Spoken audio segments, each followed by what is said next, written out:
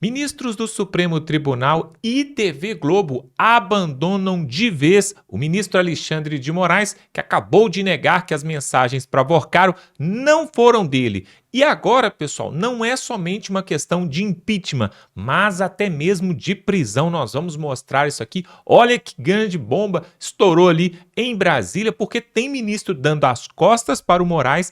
E o Jornal Nacional fez uma matéria especial e pela primeira vez descendo o porrete no ministro da Suprema Corte. Veja essa matéria agora com o deputado Gustavo Gayer. Dá um like nesse vídeo, se inscreve aqui no canal. Realmente uma excelente notícia para o povo brasileiro. Confira.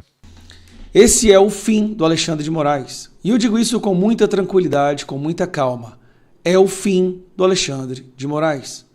Depois de que ficou provado que ele mentiu usando uma nota do STF, usou a instituição STF para mentir, dizendo que os prints não haviam sido enviados para ele. Mas a Polícia Federal usou um software que foi capaz de fazer a reversão e viram que sim, foi enviado para Moraes. É insustentável a permanência dele no STF. A situação de Moraes agora, ele tem duas opções. Pedir para sair agora ou sofrer um humilhante impeachment no ano que vem. E não há nada que possa impedir que isso aconteça. Antes, já era dado como certo que Alexandre de Moraes teria um impeachment dele passado, aprovado no Senado. Isso antes desses escândalos do Banco Master. Agora, vai ser um processo rápido, extremamente transparente, onde a maioria do Senado, do próximo Senado, porque esse dificilmente a gente pode ter esperanças, vai para cima dele. Assim, para ele não sair humilhado, a melhor opção para ele, na minha opinião, é simplesmente pedir para sair. Fazer como o Barroso fez. Barroso inventou uma desculpa, disse que queria fazer um retiro espiritual e entregou a cadeira. Não há outra opção. Dito isso, não existe mais a menor possibilidade do Alexandre de Moraes continuar autorizando buscas e apreensões, prisões, ou votando em processos, ou relatando processos, como o caso das fake news, depois das informações que vieram à tona na noite de ontem. É humilhante, não só para o STF, mas para todo o Brasil, saber que a instituição que salvou a democracia tem alguém que mente usando a própria instituição. É inexplicável. Os próprios ministros do STF, os outros, falam isso hoje nos bastidores. Está insustentável, é indefensável e a nota do Moraes só complicou ainda mais. Ao emitir aquela nota e meia hora depois a Globo provar que era mentira. Chegou a um ponto onde o Jornal Nacional fala isso no horário onde milhões de brasileiros estão assistindo. O jornal Globo publicou agora à noite uma reportagem informando que os dados das mensagens trocadas no dia 17 de novembro entre Daniel Vorcaro e o ministro Alexandre de Moraes foram retirados do celular do dono do Master por meio de análise técnica da Polícia Federal.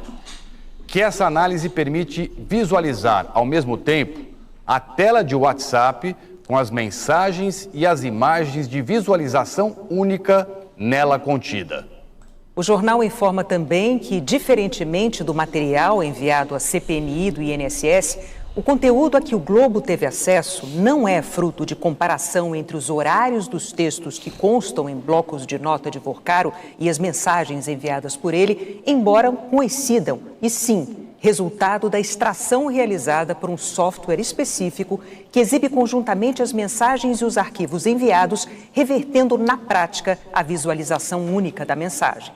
No material exibido pelo Globo, constam no envio das mensagens o número e o nome do ministro Alexandre de Moraes, que foi conferido e checado pelo jornal.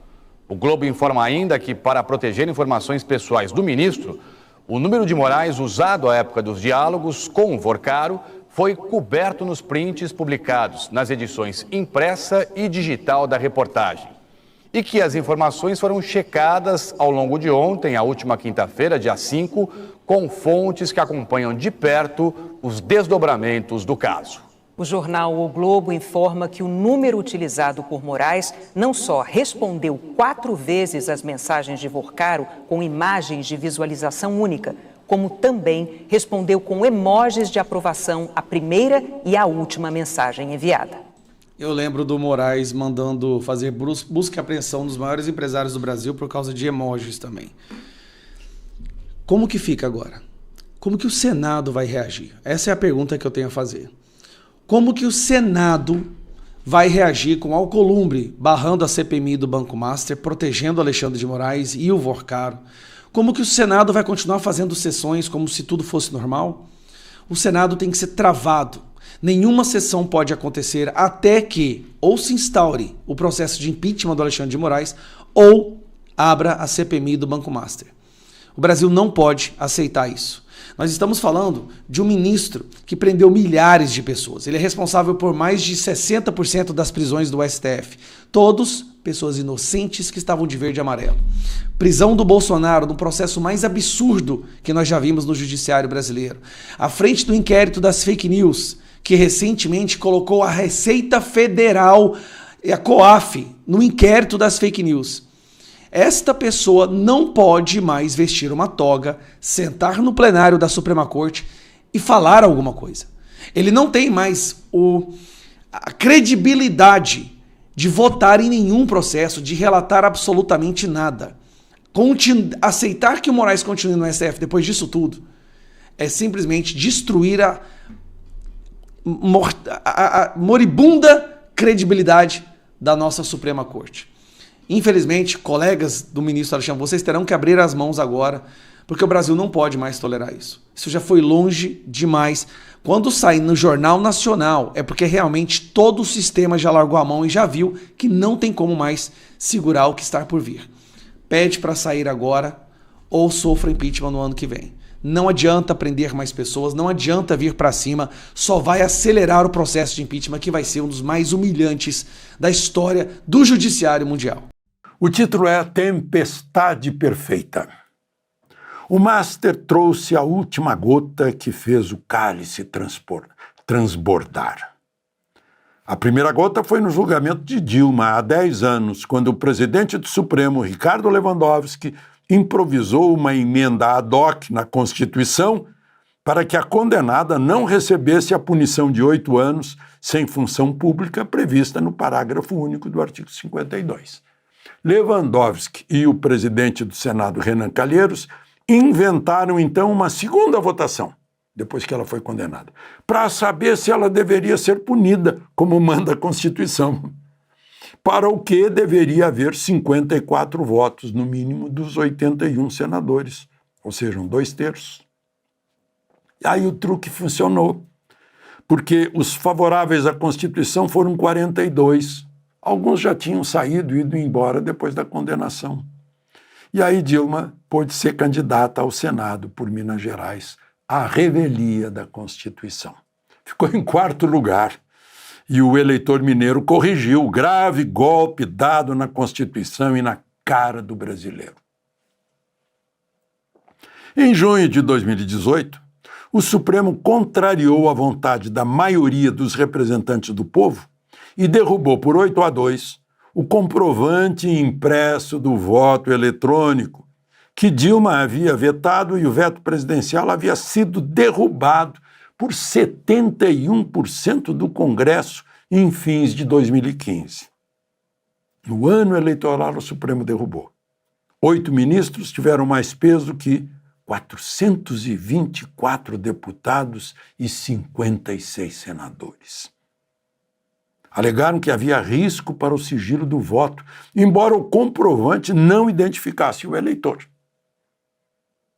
Aí o Supremo passou a gostar de corrigir os representantes do povo e a Constituição.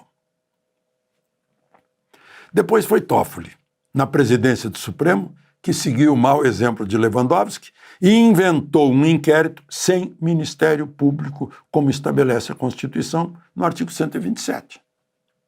E ainda nomeou o relator, Moraes, sem obedecer à norma do sorteio. O ministro Marco Aurélio batizou de inquérito do fim do mundo. Já dura 7 anos. Serviu para tudo. Foi usado para defender os ministros do Supremo, isto é, as supostas vítimas que iniciaram o inquérito. a começar pelo próprio Toffoli, o amigo do meu pai, exposto na Cruzoé, bloqueada. E foram investigados os auditores fiscais do COAF, que investigavam movimentações financeiras suspeitas de mulheres dos ministros que brilham em suas advocacias. A mídia percebeu que o inquérito do fim do mundo era para atrapalhar o governo Bolsonaro e contra a direita. E aí abriu mão do seu dever de denunciar ilegalidade e aderiu ao Supremo como uma confraria. Foram tempos de anulação da esperança do brasileiro em acabar com a impunidade pelo marco que era a Lava Jato. O mito de que o mito era golpista foi implantado pela grande mídia. E era o que o Supremo também acreditava, para justificar o arbítrio. O mito foi impedido de fazer nomeação de sua exclusiva alçada e Ramagem não pôde ser diretor da Polícia Federal. O indulto da exclusiva alçada presidencial para Daniel Silveira foi também cancelado. Ilegalidades com aplausos da grande mídia. A pandemia foi o teste para mostrar o poder supremo acima da Constituição. Enquanto a mídia paralisava o raciocínio do povo, mostrando covas abertas à espera dos desobedientes, o Supremo operava poder que não tinha e o transferia para quem o tinha ainda menos. Os direitos constitucionais de reunião sem armas, de locomoção, de acesso ao trabalho, eram entregues pelo Supremo ao arbítrio dos prefeitos. Prisões ilegais eram realizadas contra pessoas que não podiam deixar de trabalhar para ter renda. Tomar sol e vitamina D, respirar ar puro em praças e praias era prisão em flagrante. Mas a polícia não podia subir os morros em busca de traficantes, armas e drogas, por decisão de Fachin, depois endossada pelo plenário. O tribunal se formava como protetor supremo do Brasil. O Supremo então golpeou a Lava Jato. O juiz Sérgio Moro e o promotor Deltan Dallagnol foram desgraçados. Em 2021, Fachin aproveitou um pedido de habeas corpus para Lula e descobriu que o CEP dos processos estava errado, não era Curitiba, mas São Paulo e Brasília, e anulou todas as condenações de Lula, triplex de Guarujá, sítio de Atibaia, ações do Instituto Lula. No usual do direito, ação que já tivesse passado para a instância revisora e com condenado cumprindo pena, já nem se mexe mais. Mas os processos de Lula teriam que começar do zero, em Brasília e em São Paulo. E uma lavanderia suprema limpou a ficha suja e Lula pôde ser candidato e presidente. Toffoli não ficou atrás e passou tira-manchas nas multas da JBS, a despeito do acordo de delação premiada de Joesley.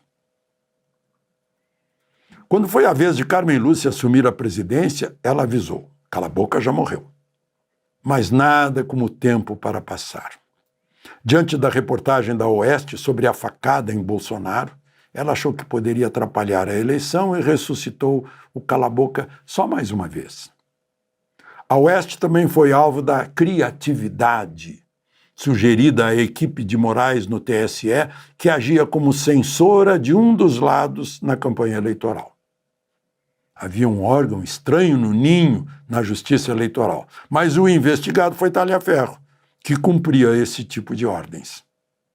A ministra ainda contrariou seu discurso de posse ao votar pelo controle das redes contra, segundo ela, 213 milhões de pequenos tiranos soberanos. Ironizou a Constituição, que estabelece que todo poder emana do povo. O Supremo desabrochou, enfim, com Barroso na presidência, pregando abertamente a conversão de órgão técnico constitucional para tribunal político. O ativismo e a militância expostos sem disfarces. Nós derrotamos o bolsonarismo. Diante da UNE, é o símbolo do grau de militância. Barroso foi embora com medo da Magnitsky, que já atingira o vizinho. Tirar o visto para entrar no país amado fora o sinal. Ele saiu e Lula indicou Jorge Messias, sem ligar para a exigência de notável saber jurídico, de alguém que nem notável era, pois chegaram a pensar que o desconhecido se chamasse Messias. O inquérito do fim do mundo fez Moraes vítima, investigador, promotor, juiz, executor e a maioria do Supremo endossando, temendo efeito dominó.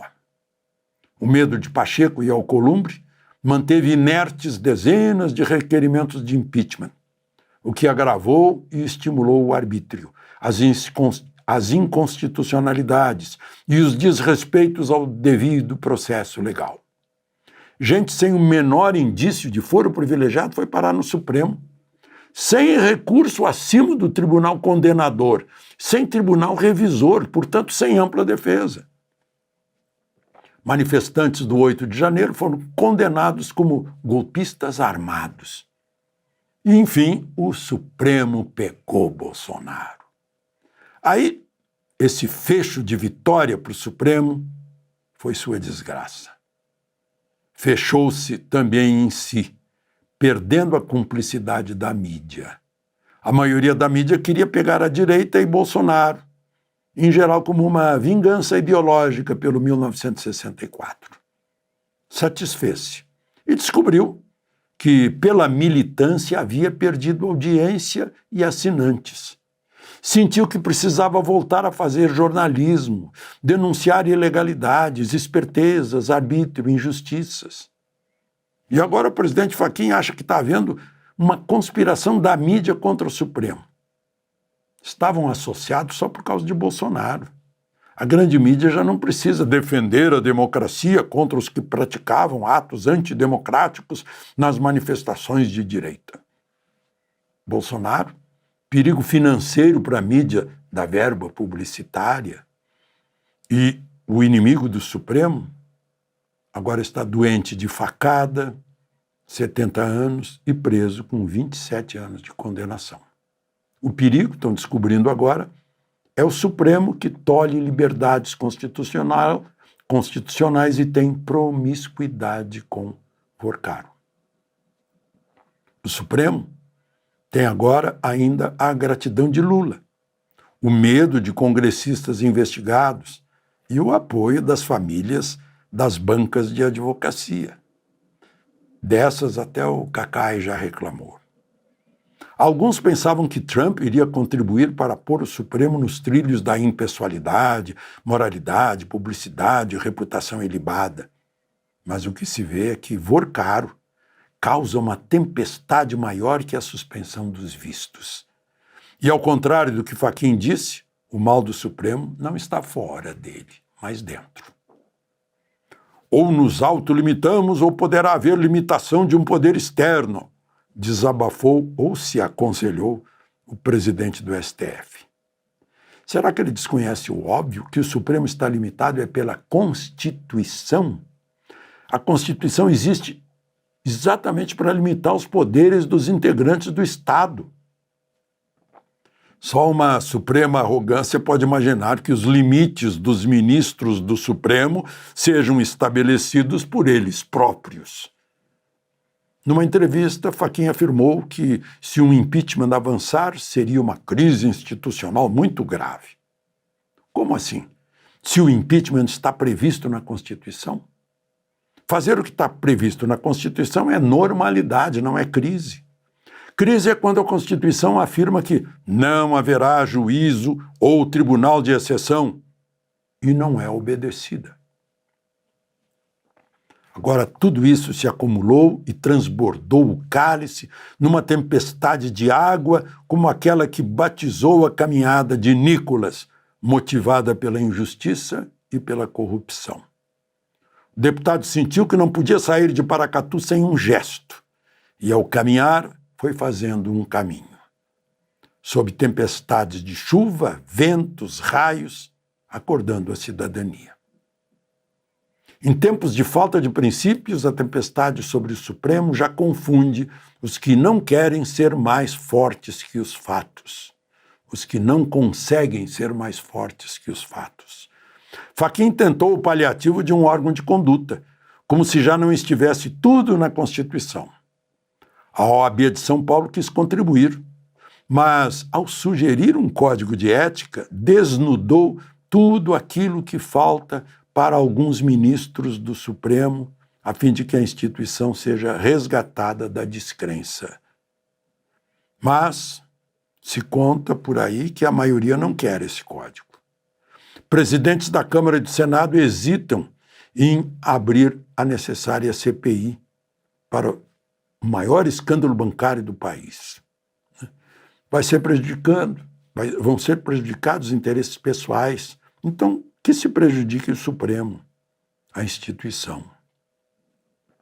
Já está difícil investigar o outro escândalo, que é o desvio de 6 bilhões dos idosos da Previdência. Quanta água os céus terão que despejar em tempestade para lavar tantos pecados?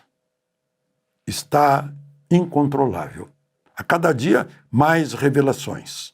Quanto mais puxam agendas, mais promiscuidade vai aparecendo, mais nomes. Isso que o sigilo de Toffoli ainda guarda as 7 chaves dos telefones de Vorcaro. Essa caixa de Pandora que pode liberar o raio do juízo final para os que criaram o inquérito do fim do mundo. Pois é, tá aí, né? Realmente, o Brasil nunca viu esse tipo de coisa. Se você buscar na sua memória, nos últimos 30 anos, pelo menos, que você talvez se lembre da política brasileira, quando nós tivemos a Suprema Corte tão desmoralizada, com a moral tão lá embaixo, e isso por causa de 2, 3 ministros. Vamos ser honestos aqui, verdadeiros. Não é toda a Suprema Corte que tem pisado na bola desse jeito. Alguns só vão pegando a onda mesmo e só vão na mesma direção de Moraes, de Dino e de Gilmar Mendes. Mas se você parar para pensar, pessoal, se tirar 2 ou 3 ali já resolve o problema. E esse fato agora do Moraes negar veementemente que não mandou nenhum tipo de mensagem para o Vorcaro, isso foi a gota d'água. A própria Globo, a própria TV Globo, parece que o casamento, a lua de mel acabou, né? Da TV Globo com os ministros do Supremo, até mesmo com o Executivo, que agora eles estão batendo de manhã, de tarde e de noite. Parece que eles estão observando que a situação do país está indo de mal a pior e as coisas econômicas para a Globo, né? As publicidades que eles ganham tanto dinheiro, não está compensando e isso tem a ver com a situação econômica do país. E também tem a ver com essas arbitrariedades, com o ativismo judiciário do próprio STF. Então, eu penso o seguinte, que se o Moraes conseguir resistir a toda essa pressão que está sendo criada, principalmente através dessa confusão aí com o Vorcaro, a esposa do Moraes, os 130 milhões, essas mensagens vazadas, se ele conseguir passar por isso, pessoal, sinceramente, eu não vejo uma outra forma dele sair do Supremo Tribunal Federal. Por quê? Nenhum ministro conseguiu passar por isso e ficar ileso. Aliás, nenhum ministro chegou a esse ponto, né, de ser um escândalo nacional, sendo falado em rede nacional, no jornal mais importante do país, desceu o pau desse além no ministro do Supremo Tribunal. Isso está queimando o filme dos outros ministros. E é por isso que eles estão abandonando, estão dando as costas. O próprio Fachin queria instaurar ali o Conselho de Ética no Supremo Tribunal Federal, justamente para ver se parava com essa confusão. O Barroso pulou fora do barco por causa das leis Magnitsky, das sanções, da tirada de visto e tudo mais, pulou fora. Ou seja, o Supremo Tribunal nunca esteve tão desmoralizado, com a moral tão lá embaixo. E isso também prejudica a popularidade do Lula, porque eles andam juntos. Tem fotos e mais fotos e vídeos aí do Lula abraçando e se beijando ali com Moraes, com Dias Toffoli, com Gilmar Mendes e com o Barroso, né? É o trio.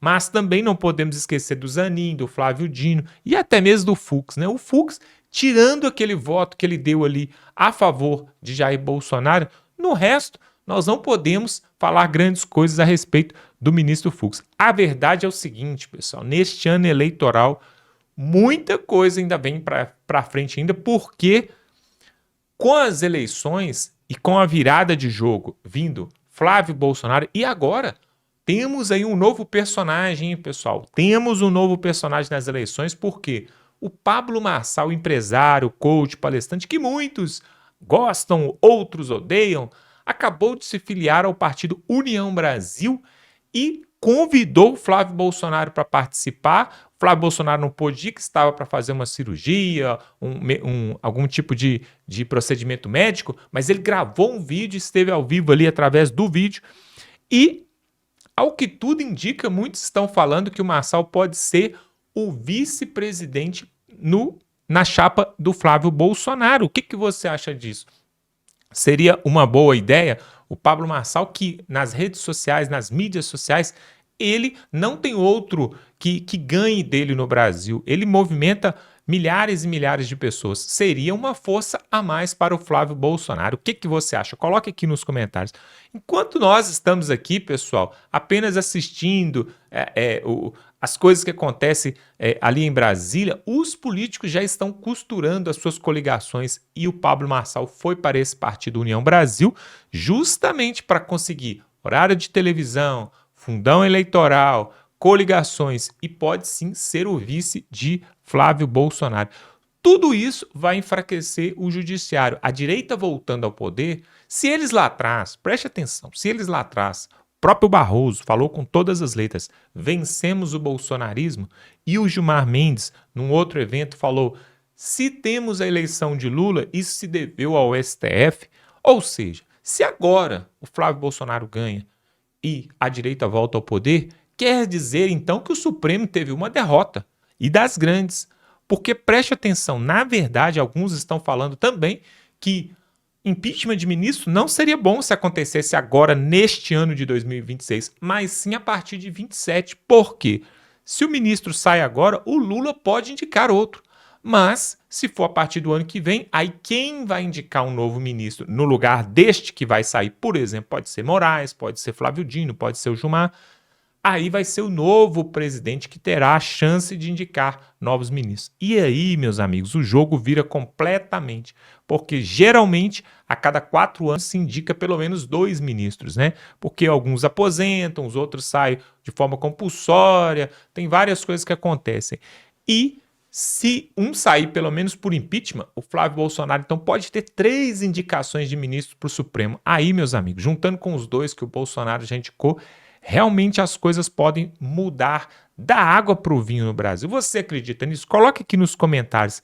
Desta vez o Moraes vai cair ou não ele vai conseguir se safar? O que você acha? Dá um like nesse vídeo, se inscreve no canal e estamos juntos.